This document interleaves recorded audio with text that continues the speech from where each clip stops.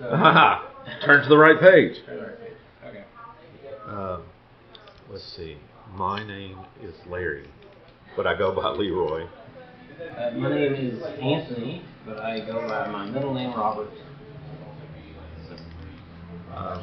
And we have gotten together and started a project, if you will, a project.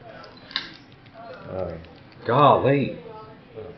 We met. 2006, we went to a Comic-Con together. Right. We worked together before then and actually produced a comic. I'm still pretty pleased with it, even though the end of it was rushed to make Comic-Con. Still. You want to show the label on the back there? No. And then just throw it on the notebook, on your notebook like you normally would. So right here is dead center of the camera. Okay, cool. Awesome. There's that. There's that. There's that. A Balanced Existence was the name of it, and we're trying to be slick about everything. Like the main character, she was Helena Troy, but her actual name was Heaven spelled backwards. Like right. All these, we were so clever. Ooh, wait. Everything. Wait.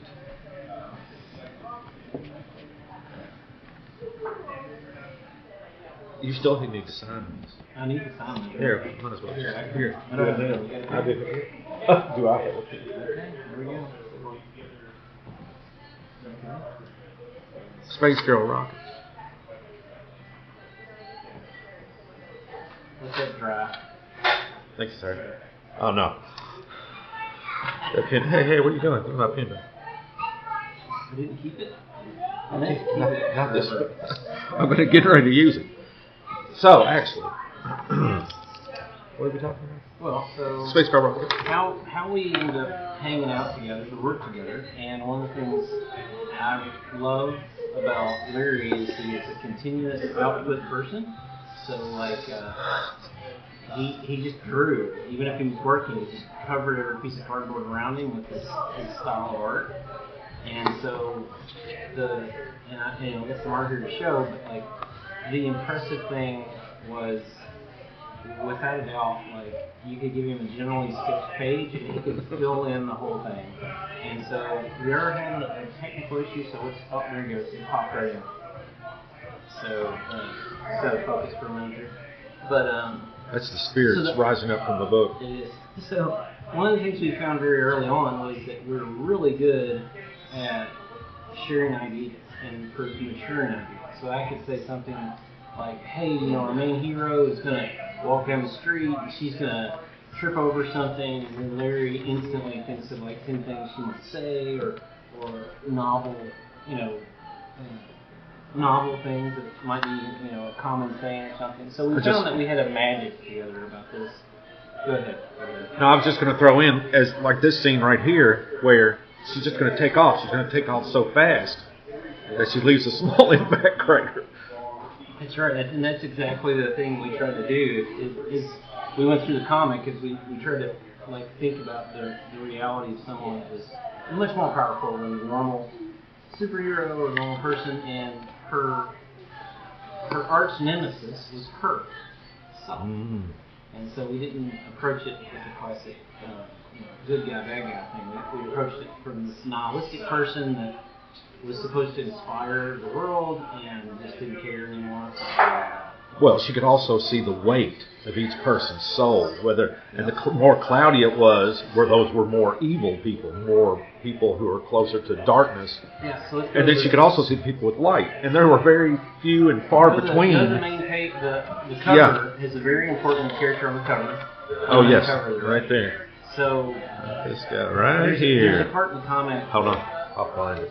Go ahead, describe it. Well, she's one of her curses is she's always being all over and everything.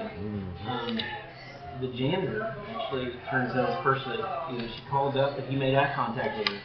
He actually looked her in the eyes and he was very sweet to her. And so we tried to do a good job of the little things like that, right? Like maybe all of us do that. Some part of us is unseen. It's either good or bad, or mature or not mature, and we try to look at it that way. And so, so if you look in that top corner there, What's he say, Larry? I don't even remember the Oh, exact thing. he's excuse me, ma'am, didn't see you there. He looks her straight in the eyes. He doesn't look at anything else. And then as he goes around the corner, he's singing, "Baby's got blue eyes." And she goes, "He actually looked me in the eye." No. Yep. And so that just shows like we really have some great ability to create those scenes. And I'm much more of like, hey, this is the overall arching arc of what's going on, and Larry's just fantastic at going in content detail. So I've got Dane Bramage that way. It just kind of happens like that. Well, so really we wanted to start filming this because it's a part of us that we really enjoyed, and we're both artists, and so Larry, I'm going to throw at you what I've been working on lately. Just so everybody knows. Here, just throw it on the camera. Oh, yeah, absolutely. So, I'm more of a portrait artist, and so I don't want anybody to think that I'm some grand, super artist. This is just where I'm copying a photograph, so I just really enjoy the technical aspects of it and just doing a good job. This notebook here is a study of cloudy shipping, right? So it's a few pictures. Larry, if you want to flip them, this way. It's just some more, key photographs of her that are famous and just trying to capture different aspects. So this is kind of stuff I do. You could see from the other footage some of the stuff that Larry's been doing for years. And so we kind of mix that up and try to make something that's got beauty and detail all mixed up in one fell swoop. Beyond that, awesome. I think important thing to point out is we're both here in Lexington, Kentucky, and it's been a huge part of our lives. We both have lived away from Lexington and near Lexington. We have family here, family away. Puerto Rico was nice. Puerto Rico was nice. 2 years in Puerto Rico. He lived in Puerto Rico 2 years. I didn't. That was nice. So that's kind of why we're here and who we are. Now, where we're at right now today is we're at Villainous, and it's a wonderful board game bar. And so we were able lots to of arcade games. It's actually lovely. You can see the Terminator in the background, and they have amazing movie posters. There's a Goonies poster right there. Lots of good comic book memorabilia. There's a giant Dr. Doom by the front door. Amazing Spider-Man. There's a Joker. Okay. Hellraiser. It's a nice place. I'll tell you, art for me in this comic book, I think where I am now is I was going to, the way we reconnected was, I was going to publish a book. Well, I was going to sell a book to help a family. And you reached out and you were like, "Hey, you ever thought about publishing?" And I was like, "No, I hadn't really thought about it." And then we had that conversation, and I was like, "Well, if we're going to publish, it's got to be Space Girl Rockets." And so that kind of brought us back together, and very happy with that. And I just am more than happy to continue on this comic art, everything. And I even brought just who knows what we'll be doing on this channel. We might be doing decks, comic. We got another comic drafted right here. So more to come on all that. So hit like and subscribe. So what's the most recent piece of work you got going over there? This is the actual book I'm working on right now. And I think the last thing that I worked on was that Space Girl Rockets logo.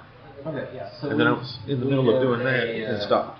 We have an Instagram, and maybe we'll start to build some of the other social media platform pieces. But we wanted to get a cool, simple logo, and Larry started working on that. And so, but like I said, I gotta get the ruler out. Around where the SG. Do I have it upside down here? No, you're good. Right, there you go. Excellent. So, scoot it to you a little bit. So the cool thing here is you can see where he's kind of given a three-dimensional shape here, which is amazing. Also kind of gives it a texture because it's not continuous, so it makes its own thing happen. My only criticism of it is I love your textures. So I want more of your textures. Inside there. Inside of it, I want it to look super like dark, and then turns out there's a bunch of detail within. So that's been a huge, always a desire of mine. Right? It's like as you zoom in, you see more detail. Kind of the fractal part of reality here within. More and more detail. So.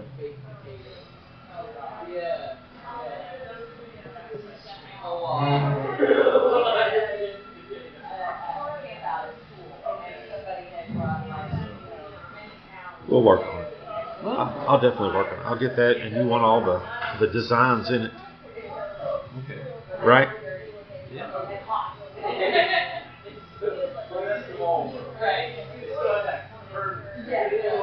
So, like, for the next episode, I have all the original sketches, and we could start to walk through those if you wanted to. That'd be cool. Absolutely. We have actual comic book 2 footage somewhere, don't we? Yeah, we have the whole script for the second one, and then I've got that other script I was telling you about developed, and so I've been working on that. I still want this. I don't want to change anything about this. Okay. Unless you want to do later on, you want to do some kind of like variant covers or something like that. No, I think leave the same leave it alone. Yeah. I would though. I'd like this full size at some point. Okay. Just so I can frame it. So. I'm sorry, you were talking about the next episode. Well, no, I was just saying we can definitely go through the. Absolutely. So, I'm trying to think what else. So, in the whole experience, what did you learn the most? Like, of making your own comic? It was a happy escape at the time. Oh, without so, I kind of hid there. It was a good place where I could go and work through some things and forget for a while and actually, let my emotions seep through my pen into the page and away from me. So I found it very, very satisfying. Right? Like I built a lot of house projects and stuff like that, but I didn't necessarily feel like I was bringing, beauty into the world. And I'm not saying this comic brings like, oh my gosh, it solves the world's problems, but like I loved when you filled out a page. Like one of my favorite things is, and I still have them, but I would do a general sketch of the main character, and Larry would come back and add all this detail in. And that to me was like, you talk about framing something, man. You've got, I think I've got one where she's hitting like I can't remember. It's the head of one of her enemies with the barrel of a tank, like a baseball bat. And you like filled in everything, so it's not in there. Oh, it's on. So if you remember, we had a bunch of full page things, and so that to me is like incredibly satisfying.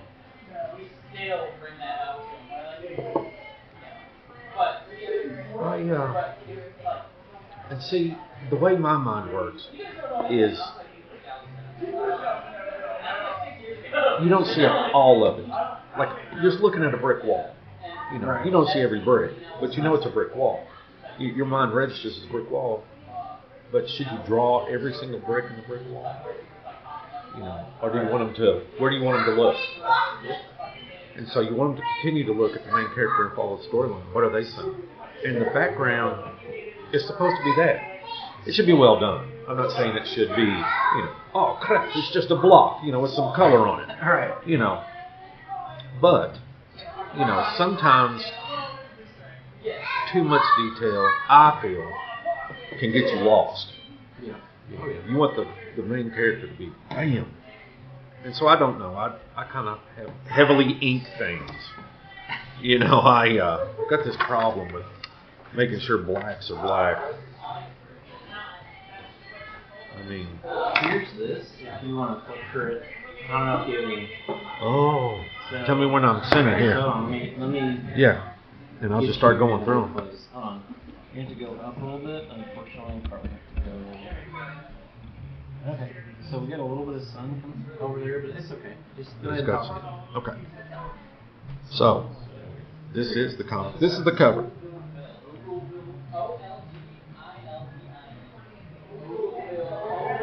Not horrible. What do you mean? It's awesome. Oh.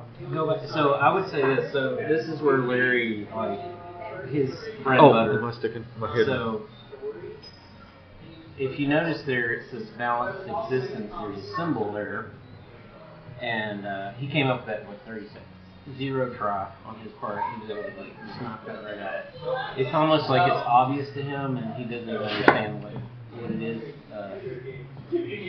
What it is anybody's even saying. I wanted it to be a symbol where it was very distinct to the comic, and it's very compact, and it you know, the way it interweaves, it kind of brings that, you know, almost yin yang to it. Oh yeah. You know, I was trying to find something almost spiritual. Right. So. Well, so we had thought a lot about this one. This is one of the kind of the scenes we probably spent a little more time on. Was like she's in an office building and she leaves the street. So we talk a lot about that as first. That's a super important moment in the comic. Like you get to understand how she's just capable of doing everything. And so, you know, we get shadows on this page. It looks pretty good. Larry did a great job with like the vacuum cleaner and the details and everything. And you know, the pants, if you notice, there's little wrist pants are perfect. Kind of going back to what you were saying, Larry. And is there, I don't know if you had to touch on the buildings over there or anything. I don't know if those are just a general. It was good. We felt good about this, I think. And that's one of the things we had talked about is I would send Larry's sketch. He would fill in details. I would go back and ink it. Then he would ink it with greater detail and use an actual computer. So let's say I would give the outline of characters and the building and the general shape, and he would come back and add in. And we'll get to the alleyway picture here in a minute, because that was one that the process really was wrong. Well, one of the secrets is that when you would send me a sketch, I would actually go to different locations where I saw in my head that I knew, and took pictures of them, and then looked at those pictures while I drew the settings. So this was downtown Lexington, yeah, from the Blue Martini. Right. And at the time, I don't even know if it's still there. It is, but I don't know if the seats are still there, right? I don't know if the front of the building is still there. You want to go to that? One of my favorite things in here is the alleyway, because that was like the one thing. That was offshore. Right here. So let's see if I have a better copy. It was kind of dark. Let me see if I have a better copy of that. Hold on. I think it is. Here you go. Got a better copy. Put that one. Here we go. Right there. I'll take that. Now everybody's going to ask about Panda and Skunk. Well, it's the point of it, right? Is there's just a tremendous amount there. You know, like the puddle, the flies, back at the parking garage, Panda and Skunk, right? Yep. And man, it sticks. Like there's just so much there you were able to. And what I was talking about here, I drew some of the bricks, but not all the bricks. I mean, you understand it's a brick wall, and then have I don't know if you can see the where it looks like the page is torn in the middle, and it's folding down from the scene above. Yeah. Let me see here real quick. Go right ahead. Just getting it square in the camera there. Couldn't see the whole thing before. Yep. So.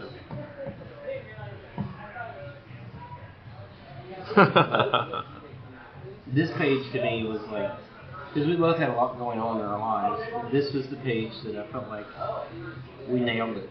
Right? We were able to both work on it and get it where we wanted it to be, and like I don't know, I was very satisfied with that. Yeah, me too. I like this whole. Go look at the last page. I think it was drawn in like 2 minutes. 2 seconds. Yeah. It was horrid. I even like this page. This is another one of my favorites. The whole scene with the lecherous men I love that scene. I mean, why don't you talk through it a little bit? Okay, so we had this. You know what? Why don't you narrate the comic? Oh, God. And just keep in mind that, like, right there is the page. Spot, okay. So, I just want to talk about this scene. You want to go through the whole comic? Well, it's up to you. No. You want to talk about this scene? Hold on. So anyway, we had this idea where he wants a distraction so he can go away so he can save the day. I get paid to do it. She, of course, sure, because she knows there's no real danger around. That's just kind of the way she is. I'll let Robert talk more about that. So she does exactly what she knows will work. You know, she sticks her boobs out. There's two of them. The one guy calls the other guy over, so they're watching. So they call the guy back in the back, and they all come out. And, of course, it works magically. No one ever, and probably me narrating these pieces, you all were looking at her, too. So, it's kind of the point. Anyway, so. And so why did she do that? So that her husband, the undying hope, could go and take care of the bad guys and save the day while she contemplates the weight, the enormous weight.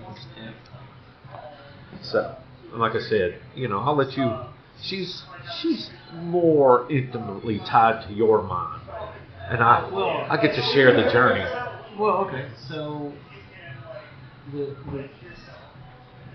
thing that, you know, Larry and I always talk about, you know, extremes and everything. So with our main character here, she kind of got cursed. We won't get into that just yet, but she got cursed, and so basically she can do anything she wants to, but she can't know why she's here. And that's the real kicker, right? She can do literally anything she can think of, but she can never know why she's on the planet. And she's actually been alive for a very long time. We'll get into that later. But, what's it say there? 7,000 years, one person's noticed. 7,000 years, one person's noticed. And that goes back to the cover where the janitor notices her eye color, right? And so she's very cynical. And so she has seen a lot. She's seen a lot. She doesn't believe in mankind anymore. And she's really just kind of selfishly living her life right now. And the big thing that occurs here in the opening scene is she's kind of dating like a superhero, but he's not really as good as a superhero. And he thinks he's pretty awesome. And so we named him the Undying Hope. And he's really not that good. And so what you'll find out is that he kind of sucks. And the long term, like the full arc, we have exactly what happens to her, what happens to him. But really, you're starting out. He's kind of a schmuck. He's not really anybody you care about. Yeah. But she's also not someone you would like. And so we kind of walk through. You know, her biggest villain, or the greatest villain in her life, is herself. Mm-hmm. She just doesn't care. And it's not even that she questions herself. She just doesn't care. Well, it's also because I hate to even spring that trap, but it's because there's nothing that scares her anymore. That's right. This is, well, I don't want to give away secrets. 7,000 years. 7,000 years. And only one person's noticed. I mean, it's, she spends most of her day talking to herself inside her head. And everything else is kind of automatic, almost. Well, it's interesting, right? Because one of the things we thought was a really cool superpower of hers is she can ask any question and instantly know the answer. But now we have these phones, right? When this came out, they had phones, right? So we were trying to navigate what that looked like, right? So there's a few scenes, I think at the end there, she learns more about the hitman who shows up in the comic, right? Yep. Remember that? We talked about that. Oh yeah. So flipping bottle caps. Let me go through that real quick. So that's So we'll get ideas, and the thing I love about Larry is you can say something like, when we went to high school, I graduated in '95. When did you graduate? Oh, a few days ago. There was this thing people would do. They get a penny, and they do that and kind of launch the penny across the room. And so we were like, that's a pretty cool trick. And so further on in the comic, she's just bored, and she pops the button off her shirt and just boom, just nails somebody with it. And we kind of have a little dialogue there of what's going through her head. So, it's very good. It's very good. You should contact us to get your own copy. Well, we need to build out a book that's got kind of all our sketches and maybe an original in there, but it's actually within the book. That'd be nice. So, one of the things I want to point to is we definitely want to move forward with publishing some stuff and getting it out there. Absolutely. One of the things Larry's actually made a big challenge is if we go back to your sketchbook. Larry's art is Larry's art's amazing, but it's continuous across the binding. And is more of a problem for publishing than anything else really have. They make scanners that are wedge scanners, but even them, they have a 4mm cutoff, so we really don't know what to do. We're trying to figure that all out. I really want to publish his books exactly the way they are, so that they're tabletop and people can just flip through them.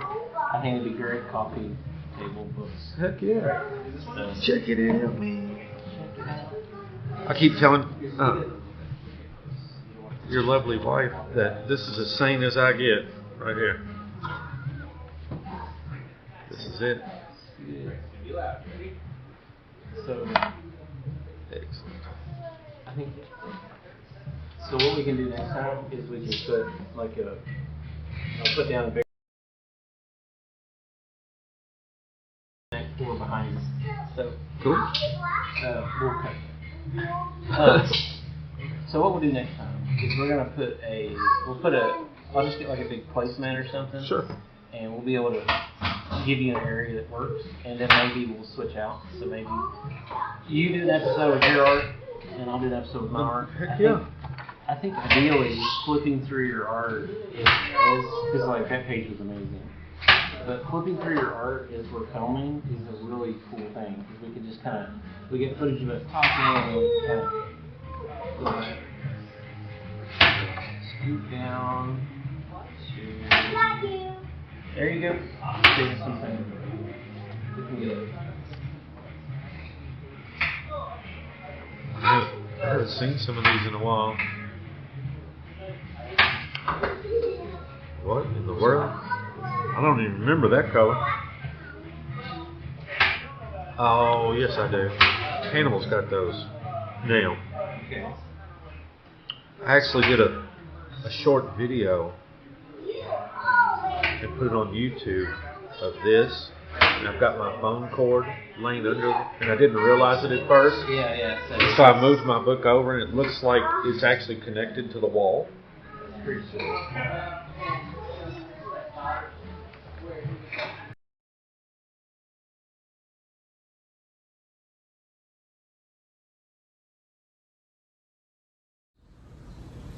Hey, thanks for watching.